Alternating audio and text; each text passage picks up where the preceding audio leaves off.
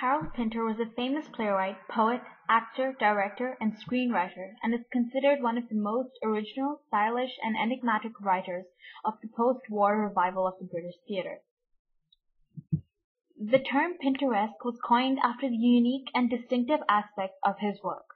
Pinter's drama was first perceived as a variation of absurd theatre, but has later more aptly been characterized as comedy of menace, a genre where the writer allows us to eavesdrop on the play of domination and submission hidden in the most mundane of conversations. His plays are usually set within the confines of an enclosed space, which creates an atmosphere where people are in mercy of each other and pretense crumbles. In a typical Pinter play, we meet people defending themselves against intrusion or their own impulses by entrenching themselves in a reduced and controlled existence. Another principal theme is the volatility and elusiveness of the past.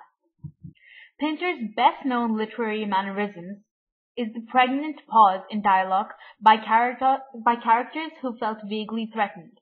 However, after being wildly recognized for the Pinter pause in the 1960s, Pinter supposedly kept laughing that everyone made such a big deal about it. He wanted them honored, but not as these long, heavy, psychological pauses where people look at each other filled with pregnant meaning. He also thought it was often overemphasized by overacting by the actors. Actors and directors often find Pinter's pauses and silences to be daunting elements of performing his plays, leading to much discussion of them in theatrical and dramatic criticism.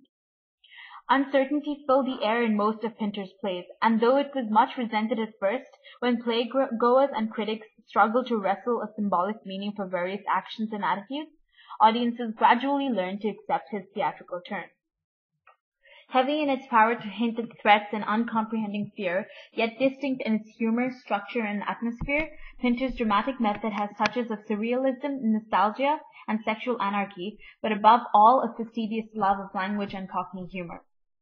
Pinter has generally been consistently dismissive about what he thinks of Pinteresque. However, he has been quoted about instances that can be seen as comments towards his work. I think that we communicate only too well in our silence, in what is unsaid, and that what takes place is a continual evasion, desperate rearguard attempts to keep ourselves to ourselves. A character on stage who can present no convincing argument or information as to his past experience, his present behavior, or his aspirations, nor give a comprehensive analysis of his motives, is as legitimate and as worthy of attention as who alarmingly can do all of these things.